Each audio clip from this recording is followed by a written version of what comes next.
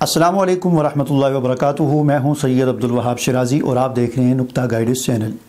جادو نگری اور جنات کی دنیا ویڈیوز کا یہ سلسلہ ہمارا جاری ہے اور اس سلسلے کی ایک اور ویڈیو لے کر آپ کے سامنے حاضر ہوا ہوں۔ اگر آپ میرے چینل پر نئے ہیں تو میرے چینل کو سبسکرائب کر دیں تاکہ آپ کو میری ہر نئے آنے والی ویڈیو خود بہت نظر آئے، اور اگر اس سلسلے کی باقی ویڈیوز آپ نے دیکھنی ہو تو ڈسکرپشن میں لنک موجود ہے، اس پر کلک کر کے آپ وہ تمام ویڈیوز دیکھ سکتے ہیں۔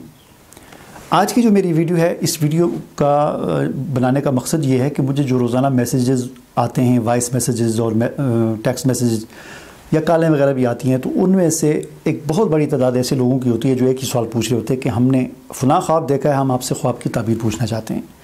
تو روزانہ بار بار وہ میسیجز میں لکھ کر وائس میسیج میں ایک ہی بات بتا کر وہ ظاہر ہے ایک کافی مشکل ہو گئی ہے میرے لیے بار بار وہی چیز کو ریپیٹ کرنا۔ تو میں نے سوچا کہ اس حوالے سے ایک ویڈیو بنا کر آپ کی اچھی طرح سے رہنمائی کر دوں خوابوں کی تعبیر کے حوالے سے، تاکہ پھر وہ بار بار مجھے نہ بتانا پڑے، تاکہ میں وہ اس کا لنک دے دیا کروں گا آپ ہر بندے کو، تو میرے لیے بھی آسانی ہو جائے گی۔ تو آج کی اس ویڈیو میں خوابوں کی تعبیر کے حوالے سے بہت ہی اہم معلومات اور بہت ہی زبردست قسم کی، یعنی آپ کے علم میں اضافہ کرنے کی اور انتہائی اس کنسیپٹ کو واضح کرنے کی اور کلیئر کرنے کی کوشش کرتا ہوں۔ پہلی بات یہ یاد رکھیں کہ خوابوں کے حوالے سے ہمارے معاشرے میں مختلف نظریات پائے جاتے ہیں۔ بعض لوگ ایسے ہیں جو خوابوں کے بالکل ہی منکر ہیں، اور بعض ایسے ہیں کہ جو خوابوں کو بہت بڑا چڑھا کر پتہ نہیں کیا سمجھتے ہیں۔ تو حق کا جو راستہ ہے وہ ان دونوں کے درمیان میں ہے۔ خوابوں کا بالکل انکار بھی نہیں کیا جا سکتا، اور خوابوں پر اتنا زیادہ بھروسہ اور اتنا زیادہ اس کو نہیں کیا جا سکتا کہ ہر جو ہے پورا اپنی زندگی کو آدمی خوابوں کے اوپر ہی چلا رہا ہو، ایسا بھی نہیں ہو سکتا، ٹھیک ہے۔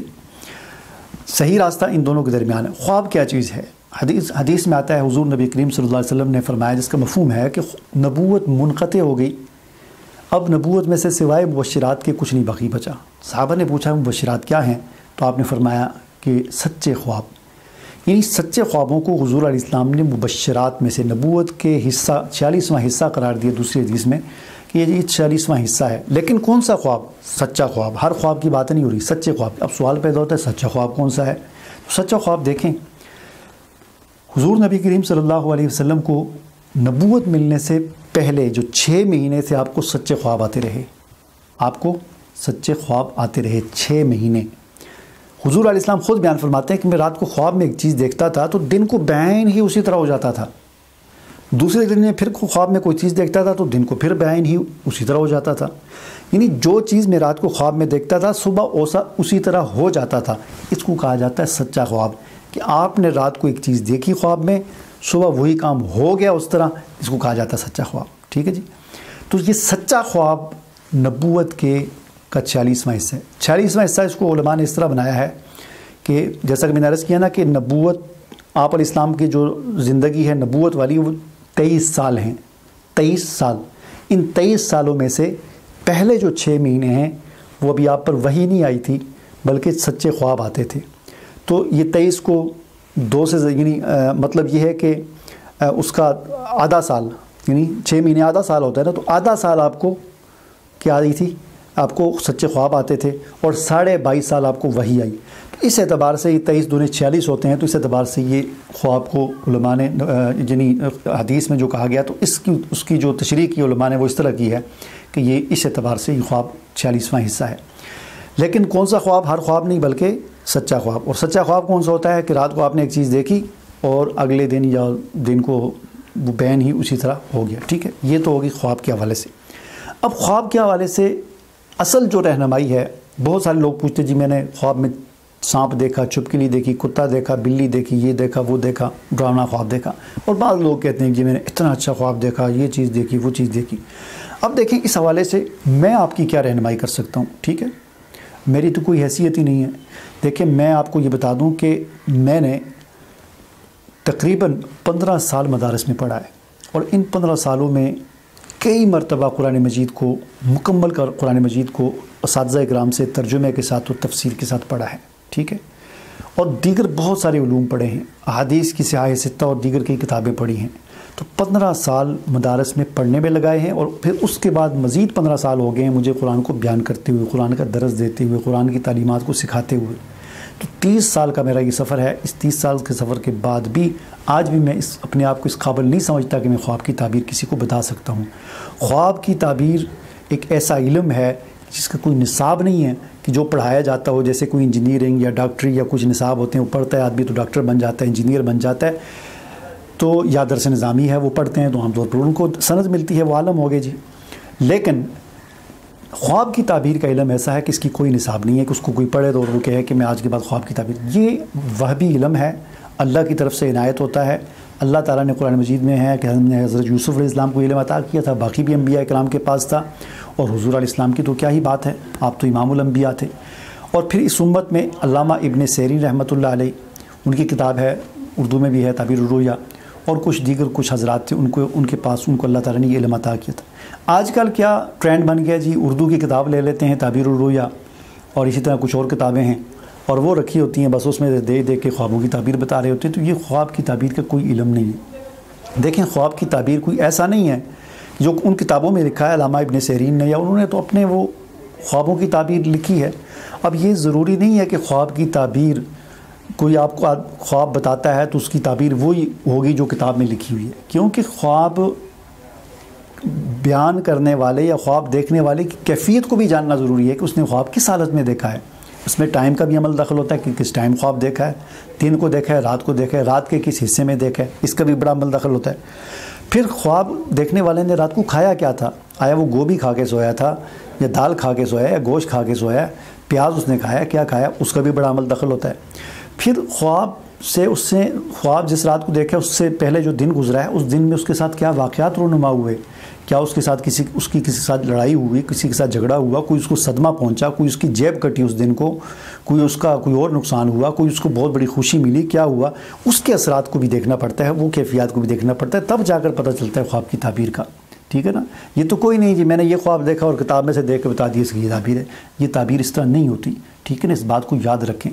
تو میں اپنے بارے میں بتا رہا ہوں کہ اتنا یعنی دین کے ساتھ وابستگی اور علم کے ساتھ اور اپنی طالب علم کے ساتھ جڑنے کے باوجود میں اپنے آپ کو اس قابل نہیں سمجھتا کہ میں خوابوں کی تعبیر بتا سکوں۔ ہاں میں صرف آپ کی ایک رہنمائی کر دیتا ہوں، وہ رہنمائی جو حضور نبی کریم صلی اللہ علیہ وسلم نے ہماری کر دی ہے، ایک حدیث کے اندر پوری رہنمائی ہے، آپ کو کسی کے پیچھے بھاگنے کی ضرورت ہی نہیں ہے خواب کے حوالے سے، آسان سی بات ہے۔ وہ حدیث میں آپ کو سناتا ہوں۔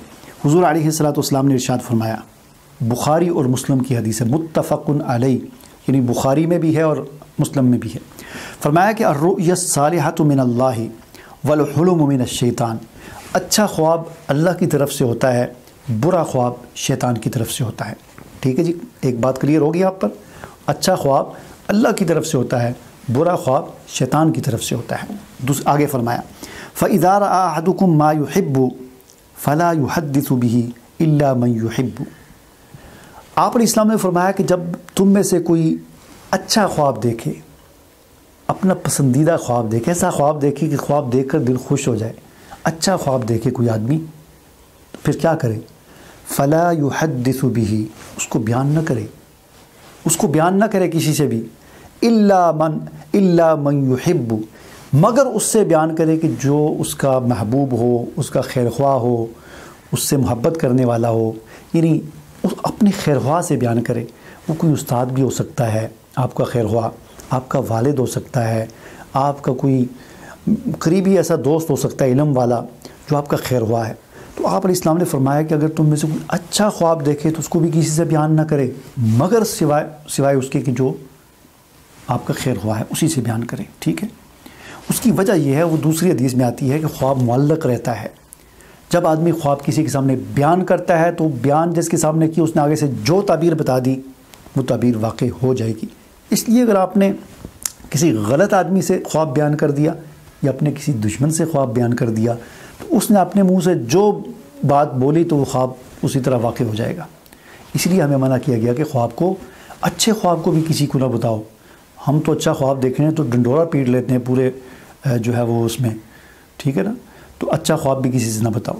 آگے فرمایا وَإِذَا رَأَىٰ مَا يَكْرَهُ فَلْيَتَعَوَّذْ بِاللَّهِ مِنَ شَرِّهَا وَمِنْ شَرِّ الشَّيْطَانِ وَلْيَقُلْ ثَلَاثًا وَلَا يُحَدِّثُ بِهَا أَحَدًا إِنَّهَا لَن تَضُرَّهُ، فرمایا کہ اگر کوئی تم میں سے کوئی برا خواب دیکھے تو فوراً جو کرنے کا کام ہے، دو کام کرے۔ ایک تو فوراً کرنے کا کام ہے، ابھی بستر میں ہے، برا خواب دیکھا، آنکھ کھلی، کیا کرے، اعوذ باللہ من الشیطان الرجیم ومن شر هذه الرؤيا، ایک یہ دعا ہے، کچھ اور دعائیں ہیں حدیث کے اندر، ایک یہاں پر جو ہے وہ یہ ہے فَلْيَتَعَوَّذْ بِاللَّهِ، یعنی اعوذ باللہ من الشیطان الرجیم من شرها ومن شر الشیطان، یہ پڑھ لیں، ٹھیک ہے۔ تو برا خواب دیکھنے کے بعد فوری طور پر اعوذ باللہ من الشیطان الرجیم پڑھ لے، اگر پوری دعا آتی ہے تو پوری پڑھ لے، نہیں تو کم از کم اعوذ باللہ من الشیطان الرجیم پڑھ لے، اور پھر الٹی سائڈ پر یعنی لیفٹ سائڈ پر 3 مرتبہ تھو تھو تھو کر دے۔ اس کے بعد پھر فرمایا کہ اس خواب کو کسی سے بیان نہ کرے، تو یہ خواب اسے کوئی نقصان نہیں پہنچائے گا۔ یعنی آپ نے برا خواب دیکھا، برا خواب دیکھنے کے بعد آپ نے اس کی جو دعا تھی اعوذ باللہ من الشیطان الرجیم 3 مرتبہ پڑھ کے 3 مرتبہ ادھر تھتکار دیا، تو اب یہ خواب آپ کو کوئی نقصان نہیں پہنچا سکتا۔ یہ سمجھیں کہ ڈیلیٹ ہو گیا، یہ ریز ہو گیا، ختم ہو گیا، اس کو آپ ذہن سے نکال دیں۔ یہ کوئی طریقہ نہیں ہوتا کہ آپ واٹس ایپ کر رہے ہیں، میسج کر رہے ہیں، کبھی ایک کو کبھی دوسرے کو اشتہار دیکھا، ویڈیو دیکھی، دڑا دڑ پورے پاکستان میں بتا رہے جی میں نے بلی دیکھی، میں نے کتا دیکھا خواب میں نے سانپ دیکھا، میں نے یہ دیکھا۔ جب حضور علیہ السلام نے منع کر دیے کہ آپ نہ بتائیں تو آپ کیوں بتاتے ہیں؟ ٹھیک ہے جی، برا خواب کسی کو نہیں بتانا چاہیے۔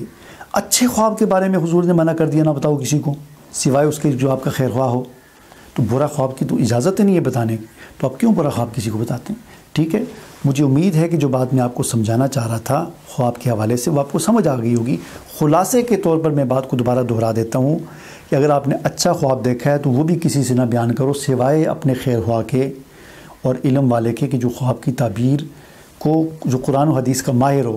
یہ جو بیٹھے ہوتے ہیں نا جو اشتہار جن کے آ رہے ہوتے ہیں، یہ کوئی ماہر نہیں ہوتے قرآن و حدیث کے، ٹھیک ہے نا، یہ غلط کتابیں انہوں نے رٹا لگایا ہوتا ہے، دیکھ کے بتا رہی ہوتی ہیں اس میں سے، تو یہ میں نے آپ کو بتا دیا کوئی خواب نہیں۔ اچھا خواب دیکھا ہے اس کو بھی کسی سے نہ بتاؤ، کسی کے سامنے بیان نہ کرو، اور برا خواب دیکھا ہے اس کو تو بالکل بیان کرنا ہی نہیں ہے، ٹھیک ہے، اور دعا پڑھ لینی ہے۔ مجھے امید ہے کہ جو بات آپ کو سمجھانا چاہ رہا تھا وہ سمجھ آ گئی ہوگی۔ مجھے اجازت دیجیے، اللہ حافظ۔